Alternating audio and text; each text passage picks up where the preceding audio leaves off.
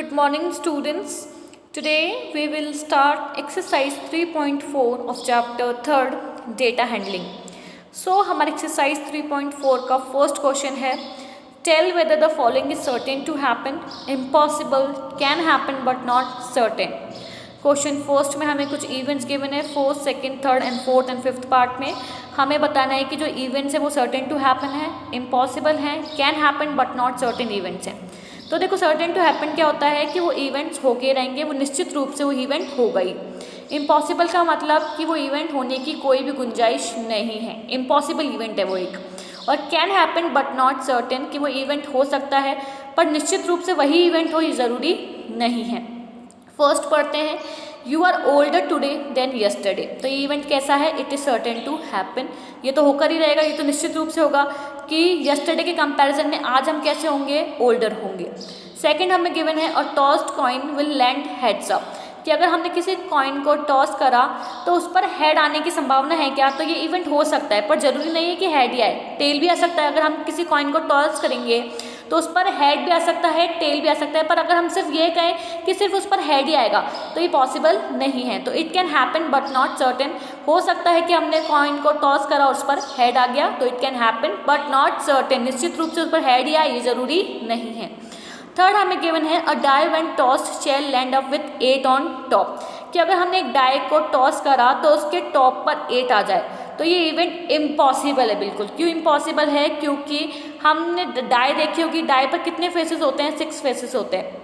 तो जो आउटकम्स आ सकते हैं डाई को टॉस करने पर वो कौन कौन से आ सकते हैं? 1 आ सकता है, 2 आ सकता है, 3 आ सकता है, 4 आ सकता है, 5 आ सकता है, 6 आ सकता है. पर 8 तो कभी आएगा ही नहीं क्योंकि डाई पर 6 फेसेस होते हैं, वो भी कहाँ तक? अप टू 6 तक. तो ये इवेंट कैसा हो गया? बिल्कुल इम्पॉसिबल इवेंट हो गया. फोर्थ है the next traffic light seen will be green कि अगर आप ट्रैफिक सिग्नल पर देखो और जो लाइट है वो उस समय ग्रीन हो रखी हो तो पॉसिबिलिटी है पर जरूरी नहीं है कि ग्रीन हो. ठीक है, तो it can happen but not certain. Now the fifth event है tomorrow will be a cloudy day.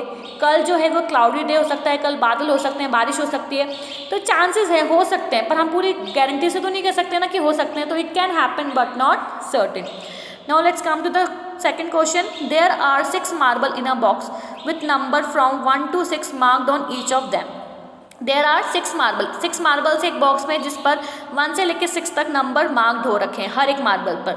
What is the probability of drawing a marble with number 2? अगर हम एक उसमें से मार्बल ड्रॉ करते हैं, निकालते हैं उस बॉक्स में से, तो क्या प्रोबेबिलिटी है कि वो जो मार्बल निकलेगा वो नंबर 2 वाला मार्बल होगा. ठीक है, तो क्या प्रोबेबिलिटी है? देखो प्रोबेबिलिटी अगर किसी चीज़ की फाइंड करनी होती है तो कैसे फाइंड करते हैं? Number of favourable outcome divided number of possible outcome. देखो पॉसिबल आउटकम तो कितने हो सकते हैं? 6 हो सकते हैं. ठीक है, कितने हो सकते हैं? 6. और नंबर ऑफ फेवरेबल आउटकम क्या होगा कि अगर पॉसिबिलिटी हो कि उसमें से कौन सा मार्बल निकल जाए नंबर 2 का, तो कितनी चांसेस हो सकते हैं? एक ही चांस हो सकता है. तो इसकी प्रोबेबिलिटी क्या हो जाएगी? Probability of drawing a marble with number 2 is equals to number of favourable outcome divided number of possible outcome. तो नंबर 2 का मार्बल ड्रॉ हो जाए उसकी प्रोबेबिलिटी एक ही होगी क्योंकि एक बार ही हम नंबर 2 के मार्बल को निकाल सकते हैं. अगर एक बार निकाल दे तो दोबारा तो हम निकाल नहीं सकते. तो एक बार ही चांसेस है उसको निकालने के, तो एक प्रोबेबिलिटी होगी. नंबर ऑफ फेवरेबल आउटकम एक हो गया. और total number of possible outcomes क्या है कि अगर हमने पहली बार में ड्रॉ करा तो क्या पता कि पहली बार में मार्बल 2 नंबर के बजाय 3 नंबर का निकल गया, 4 नंबर का निकल गया, 5 नंबर का निकल गया, 6 नंबर का निकल गया. तो ऐसे करके पॉसिबल आउटकम्स तो 6 हो सकते हैं. तो प्रोबेबिलिटी क्या आ गई? 1 डिवाइडेड 6. सेकंड में है what is the probability of drawing a marble with number 5 कि अगर हम अब हमें बतानी है कि अगर हम मार्बल 5 नंबर का निकालना चाहते हैं कि अगर हमने बॉक्स पे हाथ डाला और हम चाहते हैं कि नंबर 5 का नंबर 5 का मार्बल निकल जाए, तो अगेन वही चांसेस है कि उसकी प्रोबेबिलिटी क्या होगी? एक ही होगी कि एक बार में हम नंबर 5 का मार्बल निकाल सकते हैं. और पॉसिबल आउटकम्स तो 6 हैं कि क्या पता कि फर्स्ट बार में 2 नंबर का निकल जाए, फिर 3 नंबर का निकल जाए, फिर फर्स्ट नंबर का निकल जाए. तो ऐसे पॉसिबल आउटकम्स तो 6 है पर नंबर 5 का मार्बल तो एक बार ही ड्रॉन होगा. तो प्रोबेबिलिटी क्या हो गई? 1 divided 6. Now let's come to the last question, that is third. A coin is flipped to decide which team start the game. What is the probability that your team will start? एक coin को flipped करा गया. आजकल देखा जाता है जो भी गेम स्टार्ट होते हैं, जैसे क्रिकेट होता है तो उसमें एक कॉइन को फ्लिप्ड करा जाता है, उछाला जाता है. तो ये डिसाइड करने के लिए कौन सी टीम स्टार्ट करेगी. जो भी उस कॉइन के फ्लिप्ड करने पर जो जीतती है वो डिसाइड करती है कि कौन चूज़ करेगा. ठीक है। तो इस तरह से एक कॉइन को फ्लिप करा गया डिसाइड करने के लिए कि which team start the game. तो क्या प्रोबेबिलिटी होगी कि वो हमारी टीम हो, हमारी टीम ने उस टॉस को जीत लिया हो और उसमें हमारी टीम जो है वो स्टार्ट करे गेम। ठीक है, तो क्या प्रोबेबिलिटी होगी, देखो probability of our team start the first is number of favourable outcome divided number of possible outcome.